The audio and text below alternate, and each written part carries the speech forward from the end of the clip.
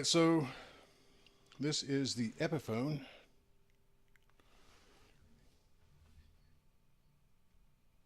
And it has P90 pickups.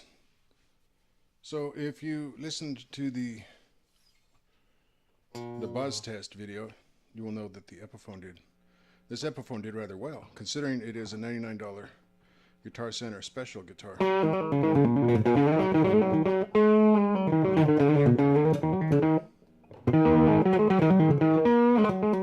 So I'm probably going to ramble about a bunch of stuff later in this video. Imagine that. And but I want to cover a few points here. When I got this, okay, the frets are smooth on the edges. There's a tiny buzz, I think mainly in the D string around the 5th fret.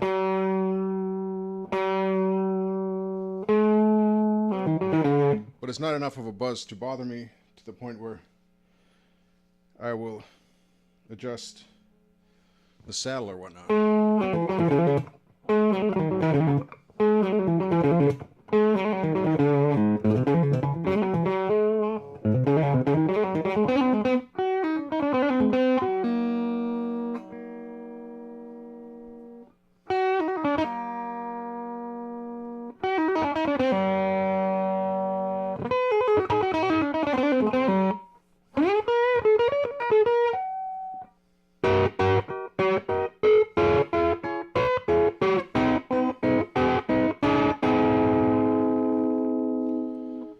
I think that the pickups sound good on this guitar, and as I mentioned, the buzz was not too bad. It's actually one of the better. See there in the mid position, the buzz disappears. I'm playing through a monoprice 40 watt, by the way, with a little bit of gain. You can hear a bit of a breakup. I think it accentuates the sound of it better accentuates the sound of the P90.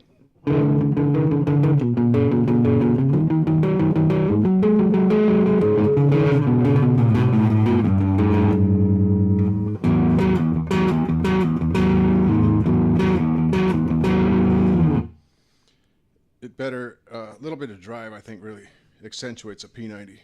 Although they sound really cool, clean too.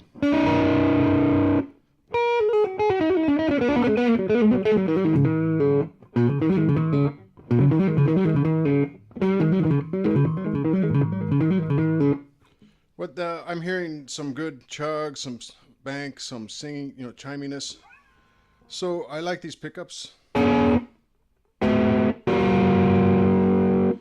I think that in the, your $75, your $100, $125 guitar market, that there are guitars with better tuners. I think that the tuners on here are maybe the worst that I've demoed on any guitar. That is to say, Monoprice and Rev probably have better tuners. But the pickups are good. The neck feels great. It's sort of got hello.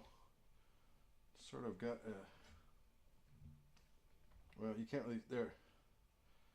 See, it's sort of got a satin finish rather than a gloss. Very nice. It actually has the feel of an old Gibson Sonex guitar, those ones made out of graphite around 1980. Maybe it's lighter than that. It's supposedly mahogany, but it's really got that sort of graphite feel. I think there's so much paint on here that it doesn't really feel wood. But it's got a pretty good lightweight for us older people.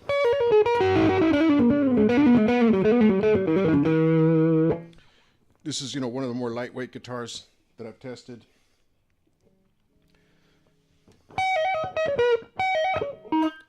So it's got a lightweight, a great feel in the neck, poor tuners. It definitely should be in the conversation if you only have $100 to spend on a guitar. Just my opinion. It's actually the only P90 guitar that I'm aware of that you can get for $100. Sometimes Musician's Friends has these available in a sort of a mustard or a gold for $99 or $129. But yes, this is I decided to go for P90s exclusively.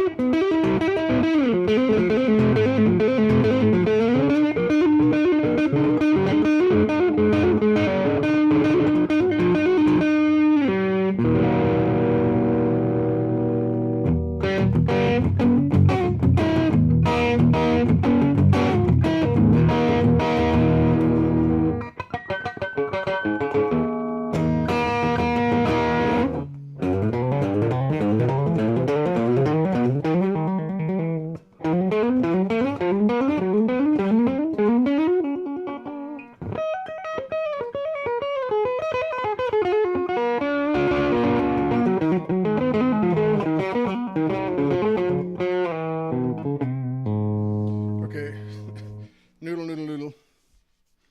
Oh, that's not a pick. I'm just got an itch right above my lip. Anyway,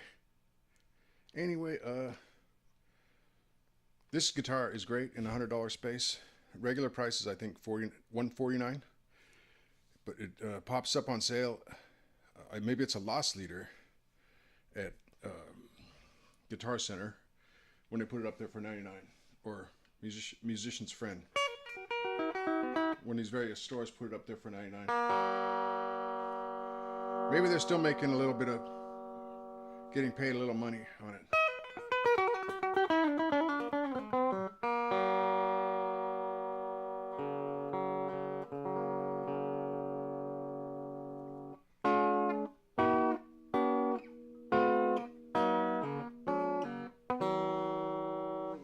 Okay, so this is definitely, like I said, it's something to be considered in the $100 space. I guess I wanted to ramble on about a few things. Yeah, one day I decided, okay, I'm only going to have P90 guitars. And you know, having said that, I'm probably in the future going to have guitars that don't have P90s on them.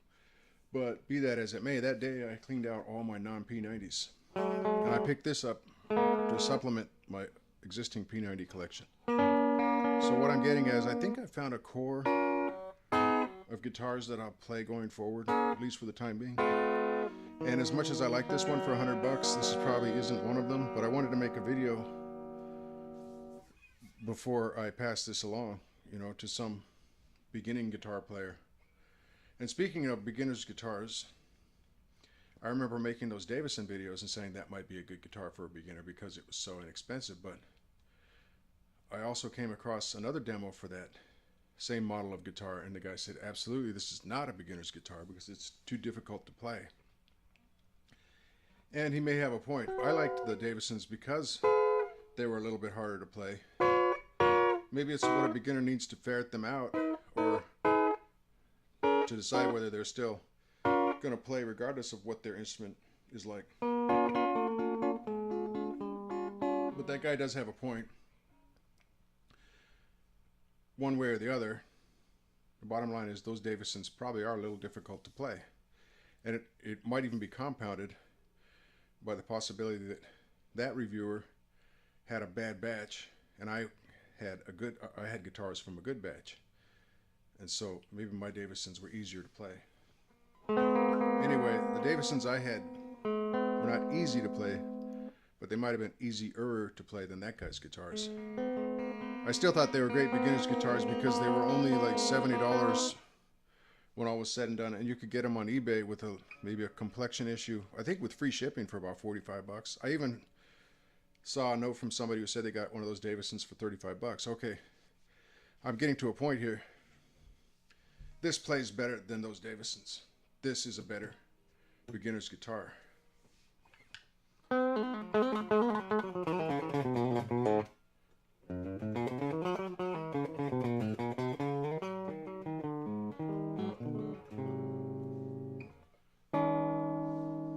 So I think this is definitely a value, you know, for $100.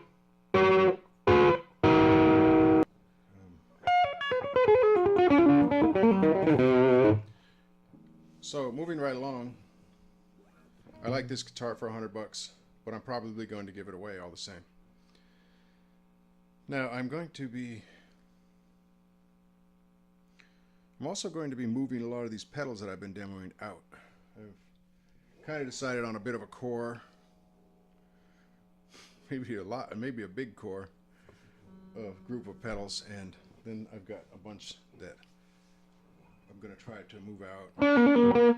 Also, I just got a PV Bandit, so look forward to a demo of that.